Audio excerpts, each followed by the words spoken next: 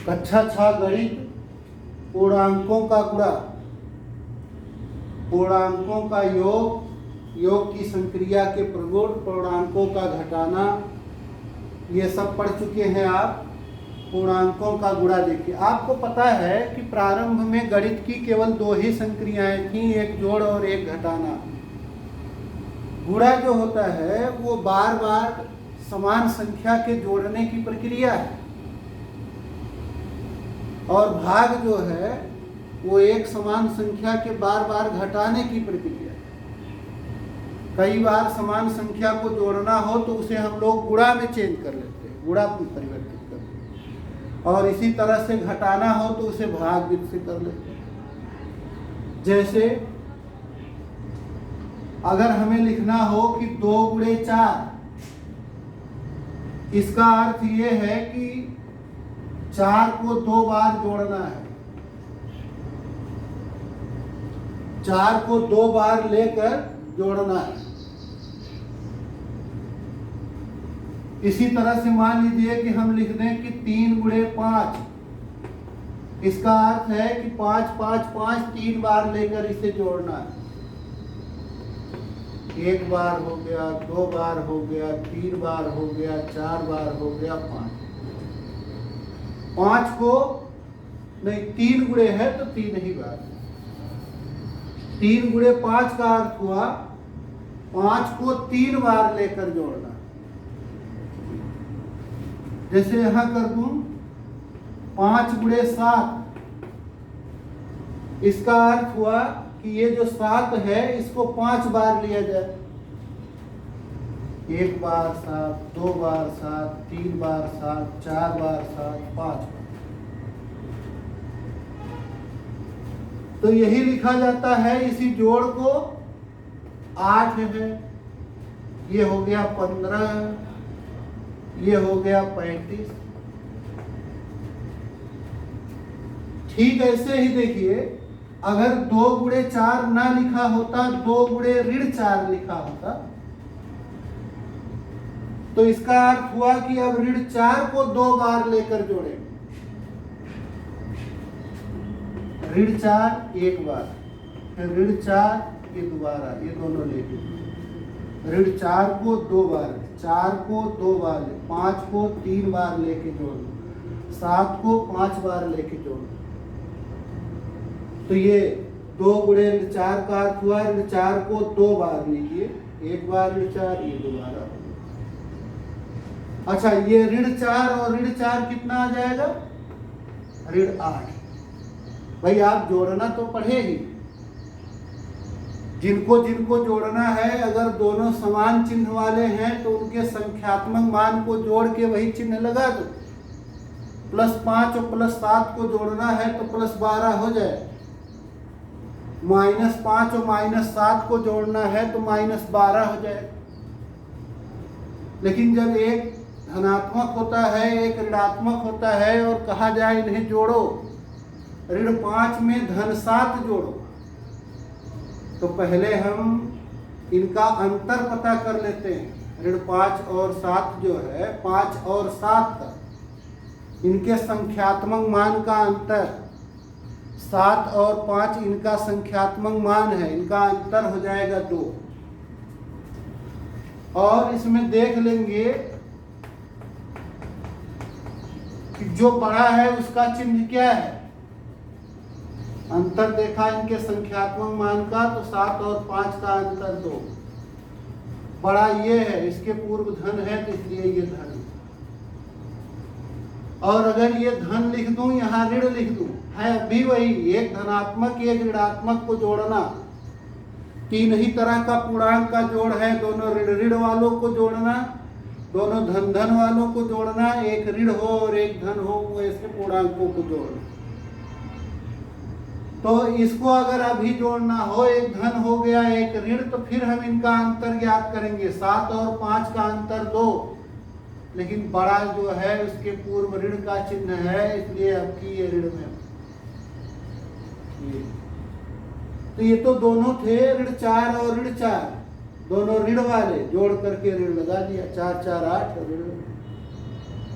इसी तरह से मान लो कि यहाँ 5 ना होकर के ऋण 5 होता, ऋण 5, तो इसको हम इस ऋण 5 को 3 बार लेके जोड़ते हैं। ऋण 5, ऋण 5, ऋण 5, और ये तीनों जोड़ा जाए, ऋण ऋण ऋण वाले हैं समान तरह के, तो 5 5 10 5 15, ये ऋण इस तरह। अच्छा, इसी ऋण 8 को हम लोग लिख सकते हैं 2 गुणे 4, ऐसे कर ले और उसके पहले ऋण लगा। इसे जो लिख सकते हैं, ये जो आया ऋण 15, इसको आप ऋण अलग कर दीजिए और 3 गुणे 5 कर दीजिए। अच्छा, अगर हम 2 गुणे ऋण 4 ना निकाल करके ऋण 2 गुणे 4 निकाले, तब क्या आएगा देखें।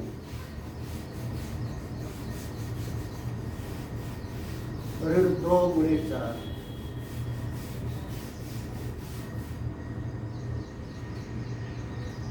दो गुणे ऋण 4 के बजाय ऋण 2 गुणे 4, तो ऋण 2 गुणे 4 का मान उतना ही होगा जितना 4 गुणे ऋण 2। क्यों? क्योंकि आप पढ़े हो कि गुणा की संक्रिया में क्रम विनिमय नियम लागू होता है। जितना 3 गुणे 5 उतने 5 गुणे 3, जितना 6 गुणे 9 उतने 9 गुणे 6, जितना x गुणे y उतना ही मान आएगा y गुणे x। तो हमें मान ज्ञात करना ऋण 2 गुणे 4, ये उतने आएगा जितना क्रम बदल दे, 4 गुणे ऋण 2। अब इस 4 गुणे ऋण 2 का अर्थ हो गया ऋण 2 को 4 बार लेकर जोड़ना है, 4 बार।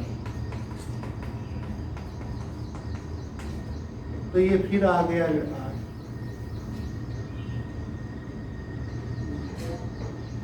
इसे लिख सकते हैं हम लोग, ऋण अलग कर दे, 2 गुणे 4। इसी तरह से अगर 3 गुणे ऋण 5 ज्ञात करना है,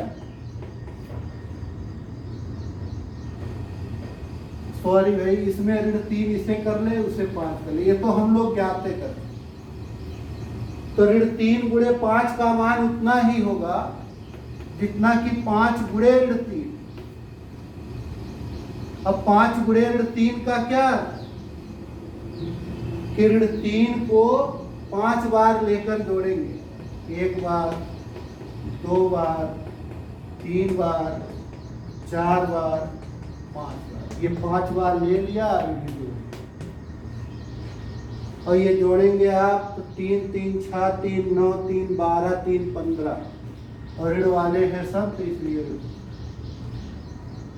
अब इस ऋण 15 को हम लोग लिख सकते हैं, ऋण अलग कर दे, 5 गुणे 3। तो क्या निष्कर्ष निकल रहा है? निष्कर्ष ये निकल रहा है कि जिन जिन पूर्णांकों का गुणा करना है, अगर उसमें एक धन हो एक ऋण हो, देखो ये धन है ये ऋण, ये धन है, इसके पूर्व धन है और ये ऋण। यहाँ देखिए एक धन है एक ऋण, एक धन है एक ऋण। तो एक धन पूर्णांक और एक ऋण पूर्णांक का गुणा कैसे बन रहा है? इनके संख्यात्मक मान का गुणा कर लें। संख्यात्मक मान का गुणा हो गया 2 गुणे 4, संख्या संख्या खाली लेंगे और उसके पूर्व ऋण लगा। यहाँ भी वही किया गया, एक धन पूर्णांक और एक ऋण पूर्णांक का गुणा कैसे ज्ञात होगा? इनका संख्यात्मक मान ले लें 2 गुणे 4 और उसके पूर्व ऋण लगा।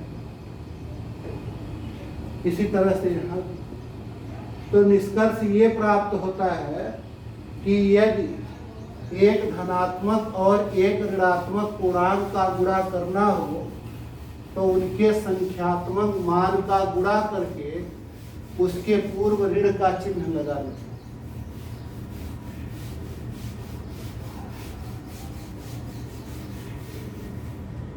ये निष्कर्ष ज्ञात हुआ,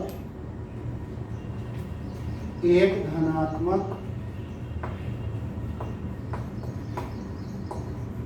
और एक ऋणात्मक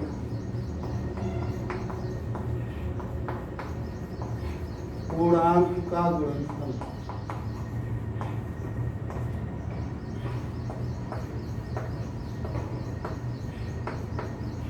उनके संख्यात्मक मानों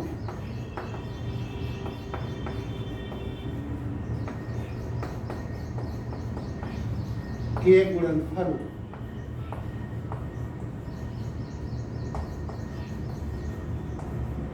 के पूर्व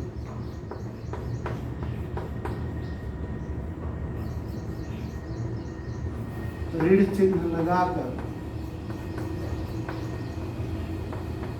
प्राप्त किया जाता है।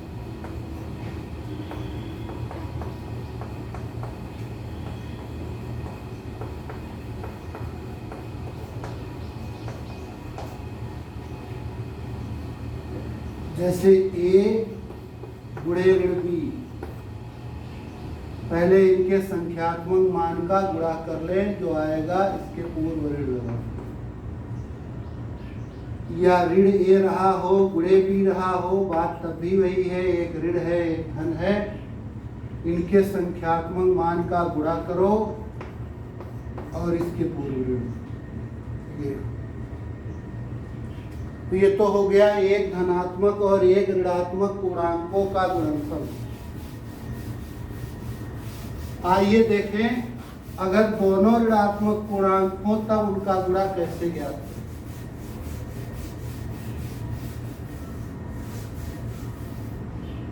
दोनों ही ऋणात्मक पूर्णांक हो तो उनका गुणा कैसे ज्ञात करें।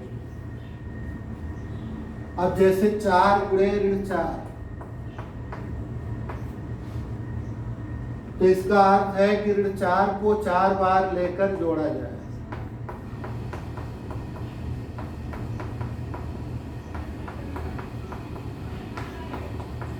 या अभी आपने सीखा है कि एक धनात्मक है कि एक ऋणात्मक, तो इनके संख्यात्मक मान का गुणा कर दो और ऋण लगा दो, तो संख्यात्मक मान का गुणा होगा 4 चौक 16, उसके पहले ऋण लगा दिया।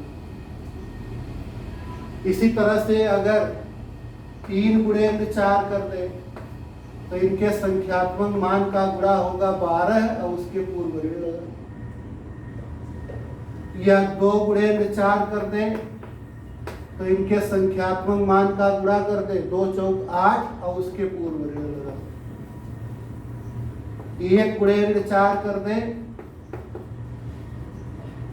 तो संख्यात्मक मान का गुणा 4 × 4 उसके पूर्व ऋण लगा के ये हो गया। अच्छा, शून्य का गुणा जब करेंगे हम इस पूर्णांक में, तो शून्य का किसी से भी गुणा करें तो शून्य है। अब यहाँ देखिए एक पैटर्न बन रहा है, जरा इसको ध्यान से देखिए। इधर हमने उसी संख्या का बार बार गुणा है ऋण 4 का ही, 4 से किए फिर 3 से किए, तो इधर देखिए +4 बढ़ रहा है। ऋण 16 से धन 4 अधिक है, इससे फिर धन 4 अधिक है, इससे पुनः धन 4 अधिक है। इधर हम एक एक कम करते आ रहे हैं, उधर इनका जो गुणनफल है उसमें धन 4 की वृद्धि होती है। तो अब फिर एक और कम कर दे, 0 से भी 3 से कम किया 2, 1 कम किया 1, एक और कम किया 0, एक और कम करने, तो अब 0 से 1 कम का अर्थ हुआ ऋण 1 और गुणे ऋण 4।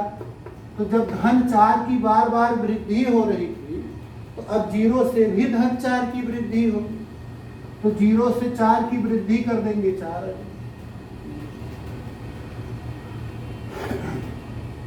एक और कम कर दे, ऋण 2 गुणे ऋण 4 कर दे, पुनः इससे 4 की वृद्धि हो जाएगी, ये हो गया 8। तो इस प्रकार अब देखिए ये दोनों ऋणात्मक पूर्णांक हो गए। ऋणात्मक पूर्णांकों का गुणा हो गया धन में, और जो इनके संख्यात्मक मान का गुणा है उसी का मान है यहाँ, केवल चिन्ह क्या हो गया धन। ये ऋणात्मक पूर्णांक है दोनों, इनका गुणा इनके संख्यात्मक मान के गुणनफल के बराबर होता है, जिसका चिन्ह धनात्मक रहता है, 2 चौका। तो 2 ऋणात्मक पूर्णांकों का गुणनफल उनके संख्यात्मक मानों के गुणनफल के बराबर होता है। और किस तरह के चिन्ह के साथ प्राप्त होता है? धन। तो दो ऋणात्मक पूर्णांकों का गुणनफल सदैव धन है। अच्छा, धनात्मक पूर्णांकों का गुणनफल तो आप पढ़े ही हो, ये भी धन है, ये भी धन है, ये धन में आए, ये भी धन है, ये भी धन है। भाई चाहे इसको लिखा जाए ऐसे धन 7 गुणे धन 5, चाहे ना लिखा जाए, अंडरस्टूड है। केवल 7 लिखने का अर्थ है धन 7, केवल 5 लिखने का अर्थ है धन 5। तो ये किस में आएगा? 35 होगा, धन 35 कहो चाहे केवल। तो देखिए 3 तरह का बना। अगर समान चिन्ह वाले हैं, चाहे दोनों पूर्णांक धन वाले, तो इनका गुणा धन में प्राप्त होता है। और कितना प्राप्त होता है? उनके संख्यात्मक मानों के गुणनफल के बराबर। और इसी तरह से दोनों ऋण वाले हैं ये, तो भी इनका गुणनफल कितना आएगा? उनके संख्यात्मक मान के गुणनफल के बराबर। और क्या चिन्ह रहेगा? धन।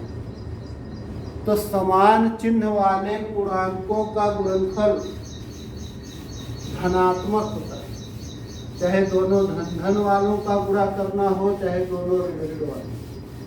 ये 3 निष्कर्ष प्राप्त होते हैं।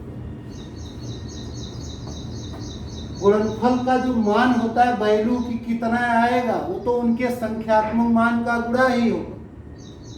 चिन्ह पर खाली ध्यान देना है कि कब धन आएगा कब ऋण आएगा। तो समान चिन्ह वाले पूर्णांकों का गुणनफल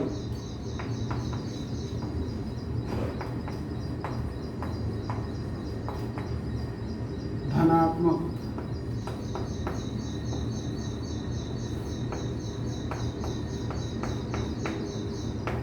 समान चिन्ह के हो, चाहे दोनों धन धन हो, चाहे दोनों ऋण ऋण हो, गुणनफल किसमें आएगा? धन। और दूसरा, विपरीत चिन्ह वाले पूर्णांकों का गुणा। विपरीत चिन्ह वाले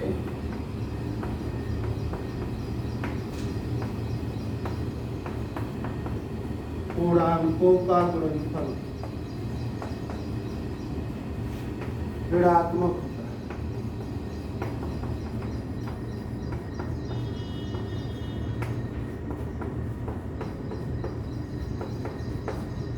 यही 2 ही केवल आपको याद है। या इस पहले वाले के 2 भाग कर दे कि धन धन पूर्णांकों का गुणनफल धन, 2 ऋण ऋण पूर्णांकों का गुणनफल धन, और इसे तीसरा कहते, एक धन और एक ऋण पूर्णांक का गुणनफल ऋण। चलिए कुछ लिख देते, जैसे धन 5 गुणे 3।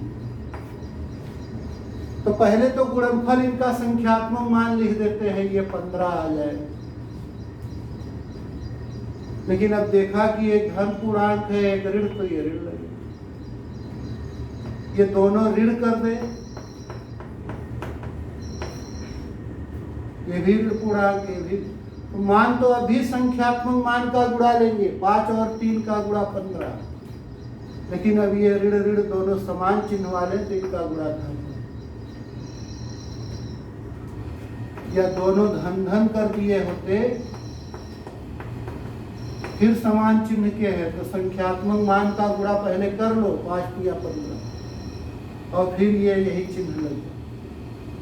समान चिन्ह वालों का गुणा धनात्मक होता है, और विपरीत चिन्ह, चाहे धन 5 ऋण 3 हो, चाहे ऋण 5 धन 3,